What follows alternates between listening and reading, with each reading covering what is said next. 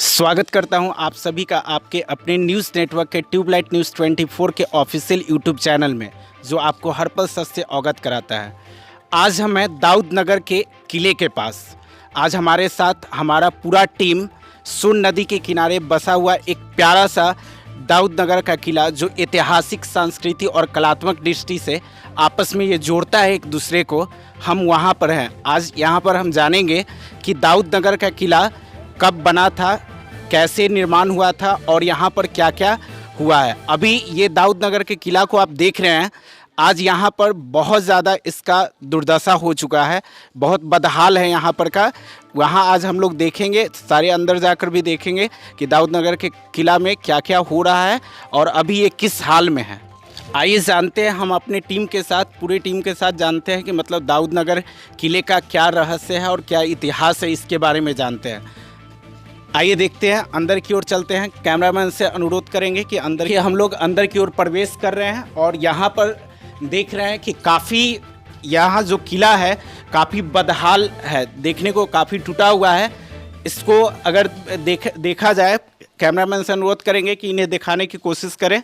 इसमें देखिए, जो भी ईंट की दीवारें जो बनी हुई हैं ईंट से, वो काफ़ी ज़्यादा होल हो चुकी है, छेद हो गई है, पूरी तरह से ये ध्वस्त होते जा रही है। अभी इस पे प्रशासन या सरकार की बात की जाए तो कोई भी मतलब इस पे देखने के लिए रेडी नहीं है। कोई भी मतलब कि यहाँ पर जानकारी के अनुसार, यहाँ पर स्थानीय जानकारी के अनुसार हमको मिला कि यहाँ पर अभी तक कोई भी मतलब किला का कुछ भी निर्माण नहीं करवाया गया, ना तो यहाँ पर कोई भी आगे कार्रवाई किया गया, चाहे कुछ भी मतलब ऐसा। आज हम दाऊद नगर के किले के अंदर आ चुके हैं और यहाँ पर के स्थानीय पत्रकार जो हैं दैनिक जागरण के, उपेंद्र कश्यप जी, आज हम उनसे जानेंगे और पूरे दाऊद नगर के किले के बारे में जानेंगे कि क्या क्या यहाँ पर है और कैसे कैसे इसका इतिहास रहा है। एक और ज़रूरी बात मैं यह बताना चाहता हूँ कि यहाँ के जो दैनिक जागरण के पत्रकार उपेंद्र कश्यप जी हैं, वो यहाँ पर दाऊद नगर में स्थानीय रूप से हैं और उन्होंने इस दाऊद नगर के बारे में एक पुस्तक भी, इतिहास को रचते हुए उन्होंने एक लिखा है, जिस पुस्तक का नाम है श्रमण संस्कृति का वाहक, जो दाऊद नगर। मैं आपको दिखाना चाहता हूँ, यह पुस्तक बहुत ही सुंदर लिखा गया है। इनके लिखने वाले हैं उपेंद्र कश्यप, जो एक दैनिक जागरण के स्थानीय दाऊद नगर के पत्रकार हैं और हम उन्हीं से जानेंगे दाऊद नगर के बारे में और दाऊद नगर में क्या क्या है, दाऊद खां का जो किला बताया जाता है, आखिर इतिहास कैसे कैसे जोड़ता है, उनसे आइए जानते हैं। तो सबसे पहले सर, हम चाहते हैं कि आप हमारे दर्शकों को ये बताइए, आप अपना परिचय दीजिए। उपेंद्र कश्यप, दाऊद नगर, श्रमण संस्कृति का वाहक, दाऊद नगर के लेखक। 1994 से मैं यहाँ पत्रकारिता में हूँ और विभिन्न अखबारों में मैं लिखते रहा हूँ। कई दर्जनों आलेख मेरे प्रकाशित हैं।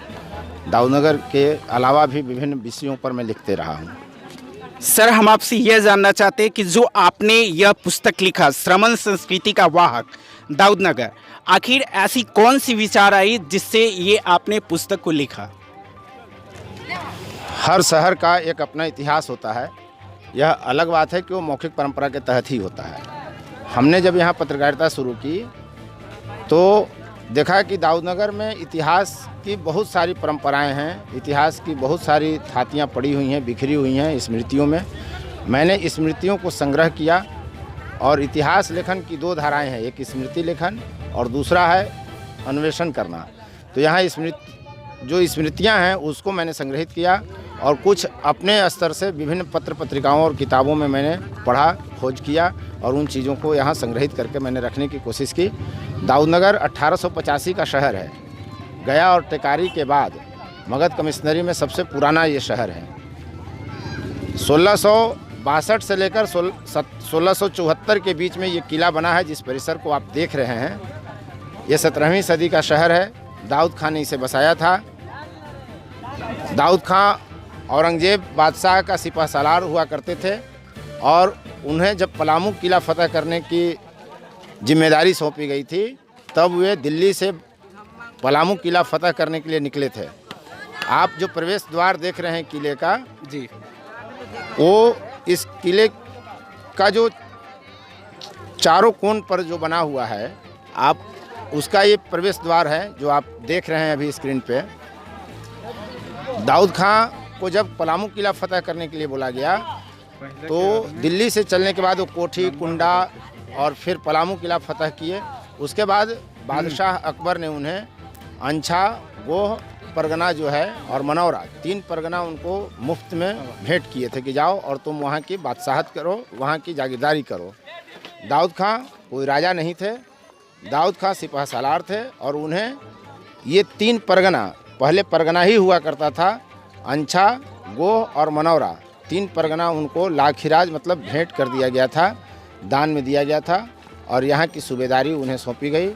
उन्होंने उसके बाद 1662-64 के आसपास ये किला का निर्माण कार्य उन्होंने शुरू किया और किला बनाए जाने के बाद एक कहावत है कि अंछा पार जब गए भदोही तब जानो घर आए बटोही, यानी दाऊदनगर से 3 किलोमीटर दूर एक अंछा बस्ती है। कहा यह जाता है कि जब पहले सूबा बंगाल था, बिहार नहीं था कहीं उस ज़माने में, तो जब बंगाल से राजस्व की वसूली कर दिल्ली दरबार में जाता था तो अंछा नामक एक स्थान पर उसे लूट लिया जाता था और इसी लूट को रोकने के लिए दाऊद खां ने यहाँ जंगल झाड़ साफ करके किलेबंदी शुरू की, किला का निर्माण कराया, छावनियाँ बनाई, यहाँ पे पड़ाव डाला और आप इस किले के 2 तरफ हिस्से में देखेंगे कि अस्तबल बनाए गए हैं जहाँ घोड़े रखे जाते थे, साइसी का काम होता था।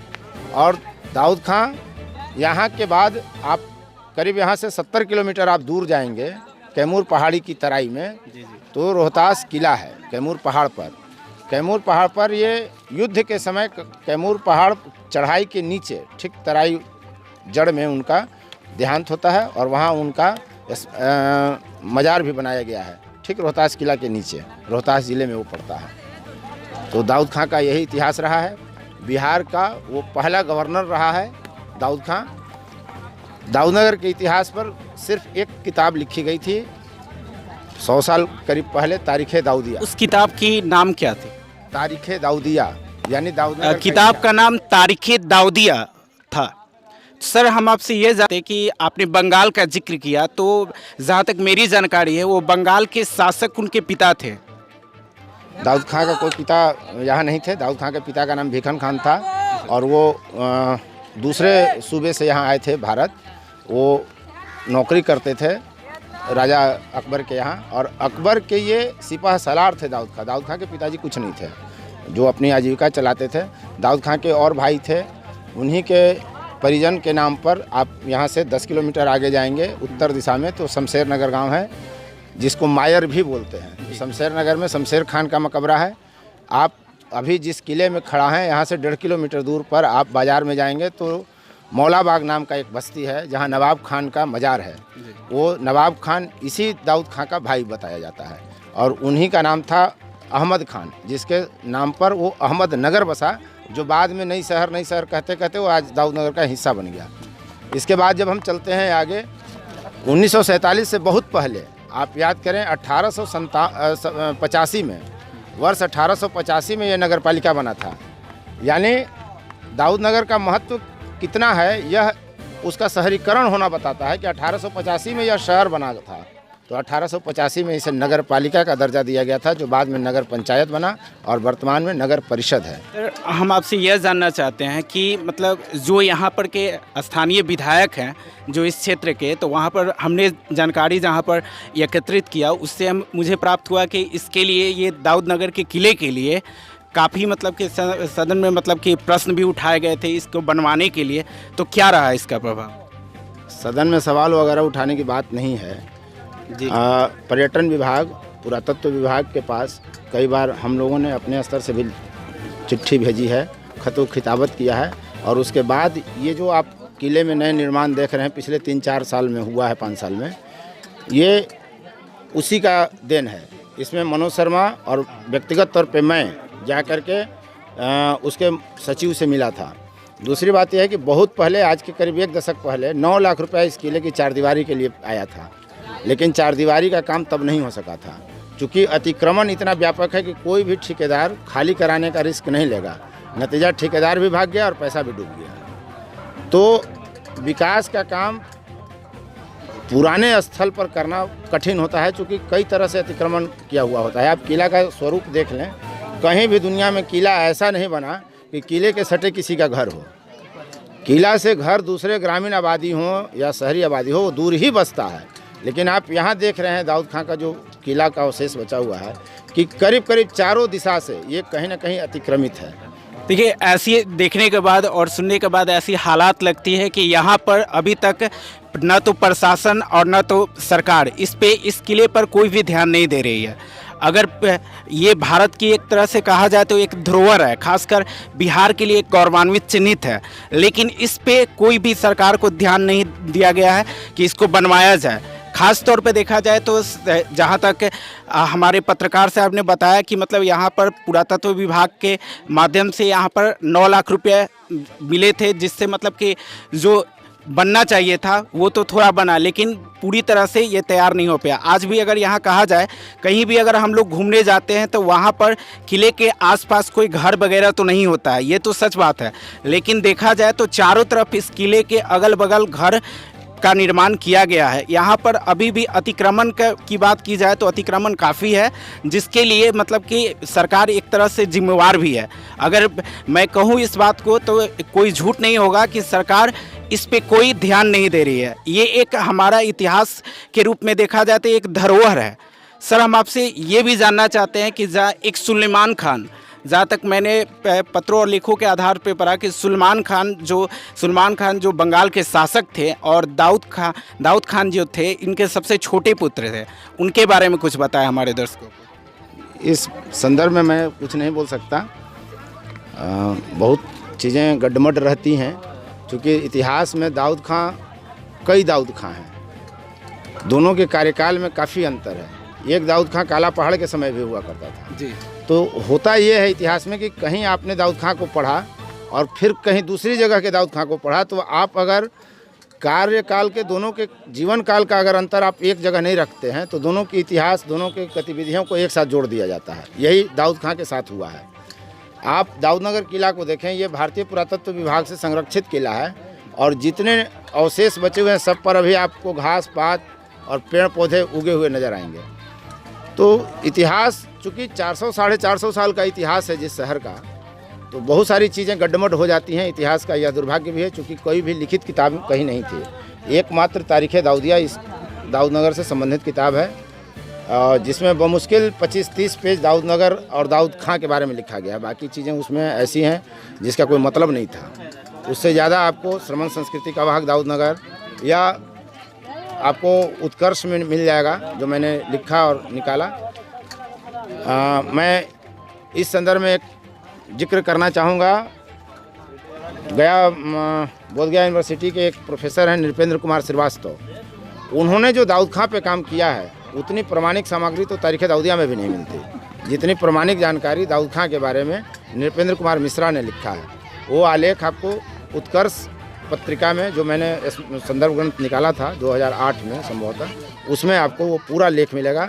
दाऊद खां कहाँ पैदा लिए, कब चले, कैसे चले, उनके साथ उनकी ताकतें क्या थीं, कैसे उन्होंने पलामू और कुंडा और किला को फतह किया, कोठी किला को कैसे फतह किया, सारा कुछ उसमें उनका वृत्तांत है। कितने उनके साथ घोड़ा बल थे, कितना हाथी बल थे, कितना पैदल बल थे, सारा कुछ उस किताब में आपको जिक्र मिल जाएगा। आपके हाथ में जो किताब है श्रमण संस्कृति का वाहक दाऊदनगर, उसमें भी वो सारी सामग्री आपको मिल जाएगी। दाऊद खां को पढ़ने के लिए समय चाहिए।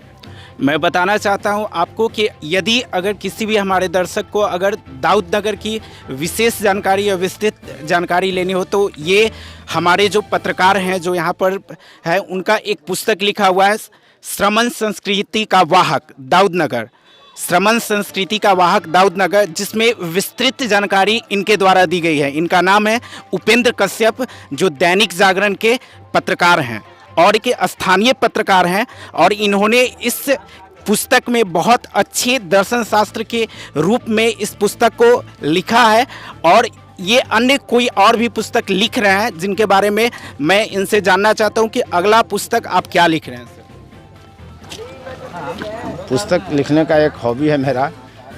फ़िलहाल जो तारीख़ दाऊदिया है उसका हिंदी अनुवाद पर काम चल रहा है कई बरस से, क्योंकि तारीख़ दाऊदिया जो है यहाँ जो किताब उपलब्ध थी दाऊदनगर में वो जर्जर अवस्था में थी और उसको पुनः अनुवाद जब करवाया डॉक्टर शमशुल हक ने, जो कलकत्ता के निवासी थे, तो उसमें उन्होंने अनुवाद करते समय यह लिखा है कि कुछ शब्द ऐसे थे जिसका कहीं कोई अर्थ नहीं मिला।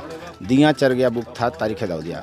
तो जो पढ़ा जा सकता है उसको उन्होंने लिख दिया। अब उसका अर्थ क्या है किसी को बहुत पता नहीं है। तो ये स्थिति है, उसका हिंदी हम लिख रहे हैं। ठीक है सर, हम आपसे मतलब जानना चाहते हैं कि हम सभी जगह जितने भी दाऊदनगर जितने में किला ये है वहाँ घूमकर और हमारे दर्शकों को दिखाएं कि कहाँ पर क्या क्या है दाऊदनगर का। ये दाऊदनगर का क्या है?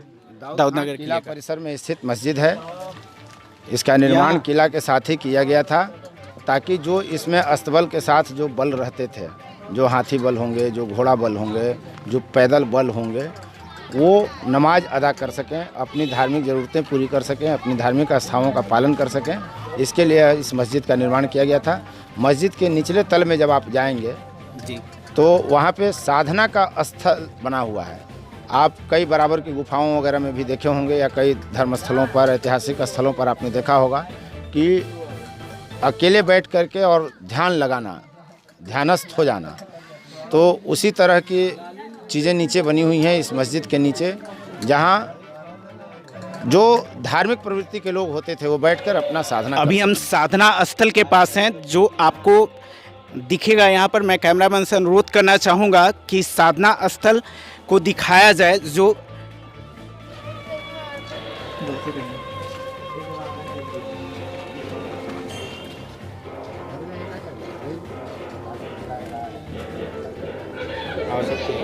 साधना स्थल रहता था। साधना स्थल की क्या हालात हो चुकी है, आपको इसे देखने से पता चलेगा कि आज ये दाऊदनगर का जो किला है, जो यहाँ का साधना स्थल है, वो कितना बदहाल स्थिति में है और सरकार इस पे कोई भी ध्यान नहीं दे रही है। अभी तक इस पौराणिक इतिहास को ना तो देखा गया और नहीं तो दोहराया गया। आइए अब हम सर के साथ चलते हैं और आवास, जो दाऊदनगर का आवास था, जो जब वहाँ दाऊदनगर कभी आते थे तो उस अपने आवास में रहते थे, वहाँ आवास के बारे में हम जानकारी लेंगे सर से, और जो घोड़े के लिए अस्तबल बनाया गया था उसके बारे में हम जानकारी लेंगे। ये जो खंडहर बचा हुआ देख रहे हैं मकान की तरह, ये जो है आपको दाऊद खां जब यहाँ का सूबेदार हुआ करता था, बिहार का राज्यपाल हुआ करता था दाऊद खां, तो वे जब दाऊदनगर आते थे तो इसी में ठहरते थे। और इसके इस तरफ बाएं और दाएं जो आप देख रहे हैं खंडहर बचा हुआ, वो आइए देख अस्तबल है जिसमें घोड़े रखे जाते थे।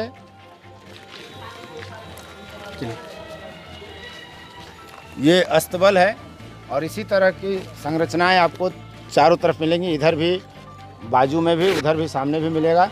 ये अस्तबल है जहाँ घोड़ा बल रहता होगा। दाऊद खां के ज़माने में तो कार और व्हीकल बड़े बड़े थे नहीं, तो जो घोड़ा की ताकत थी और अस्तबल था, उसमें रहते थे यहाँ के जवान लोग। उस समय मतलब पैदल सेना भी रहते थे ना? हाँ, पैदल सेना रहती थी, हाथी घोड़ा वाले सैनिक रहते थे, तो सब इसी में कहीं कहीं रहते होंगे। और भी संरचनाएं होंगी जो काल में कवलित हो गई, कहीं मिलती नहीं है, लेकिन जो बचा हुआ है हिस्सा वो यही है। इसके अलावा तो कहीं कुछ है नहीं अब दाऊद खां का। सर, हम आपसे ये भी जानना चाहेंगे कि यहाँ पर तोपों के बारे में क्या कहना। उस समय मतलब तोप थे, सुनने में आता है, जैसे लेखों आधार में मैंने पढ़ा भी है कि यहाँ पर कुछ टिकारी राज से संबंधित भी पूर्व में इसके अवशेष रहे होंगे। देखिए, प्रमाणिक तौर पे कुछ मिलता उलता नहीं है। अभी तक कहीं भी तोप वगैरह की निशानियाँ नहीं मिलती। हाँ, युद्ध होते थे तो आते होंगे और फिर चले जाते होंगे। जैसे नोखा के साथ दाऊद खां ने लड़ाई लड़ी, टेकारी राजा के साथ लड़ाई लड़ी, यानी दाऊद खां का किला जहाँ है उसके पूरब और पश्चिम दोनों दिशा में जो तब राजा रजवाड़े हुआ करते थे, नोखा राज हो या टिकारी राज, दोनों से दाऊद खां की लड़ाई हुई है, युद्ध हुआ है। तो जिस समय दाऊद खां का जो कार्यकाल है उस समय तोप, गोला, बारूद का आविष्कार मुगलों ने कर लिया था, क्योंकि मुगल आए ही थे तोप के बल पर और भारत में कब्जा किया ही था तोप के बल पर। तो निसंदेह रहा होगा, उनके पास उनके हथियारों में शामिल रहा होगा, लेकिन यहाँ तोप है, ऐसा कहीं तोप खाना वगैरह करके कुछ मिलता उलता नहीं है उसे। ट्यूबलाइट न्यूज़ 24 की टीम के माध्यम से सर मैं आपको बहुत बहुत धन्यवाद देना चाहता हूँ। धन्यवाद। और मैं एक ही अपील करूँगा कि तमाम जगह जहाँ भी आप हैं, युवा जहाँ भी हों, वे अपने धरोहर को संरक्षित करें। आप जब तक अपने इतिहास को नहीं जानेंगे तब तक आप अपने भविष्य का निर्माण नहीं कर सकते। Thank you. सर ने बहुत अच्छा कहा कि धरोहर की बात की, तो मैं आपको बताना चाहता हूं कि ये भारत का एक गौरव इतिहास रहा है और बिहार के हम जो जिस ऐतिहासिक धरती पर आज हम खड़े हैं, तो मैं आपको ये बताना चाहता हूँ कि हम जैसे युवा को ये अधिक से अधिक जानने की कोशिश करनी चाहिए कि हमारा इतिहास क्या है। इतिहास अगर जब तक हम नहीं जानते हैं तो एक दिन हमारा इतिहास विलुप्त हो जाएगा। दाऊद नगर का जो किला है वो एक तरह से विलुप्त होते जा रहा है, कुछ नहीं, सिर्फ मात्र नाम का एक अवशेष बच चुका है। तो अब मैं यही सिर्फ कहना चाहता हूँ, अपनी वाणी को विराम देना चाहता हूँ और आपसे कि आप यहाँ पर एक बार ज़रूर भ्रमण करें और ये हमारा इतिहास का एक धरोहर है जिसे आप देखें और संरक्षित करने की ज़रूरत है। और सरकार से ट्यूबलाइट न्यूज़ 24 की टीम यह गुजारिश करती है कि इस वाक़या पर ध्यान दिया जाए और इस हमारे धरोहर को पुनर्जीवित किया जाए कि ताकि हमारा आने वाले पीढ़ी इसे ध्यान रखे और देखे और इसको इतिहास के रूप में सुसज्जित करे। धन्यवाद।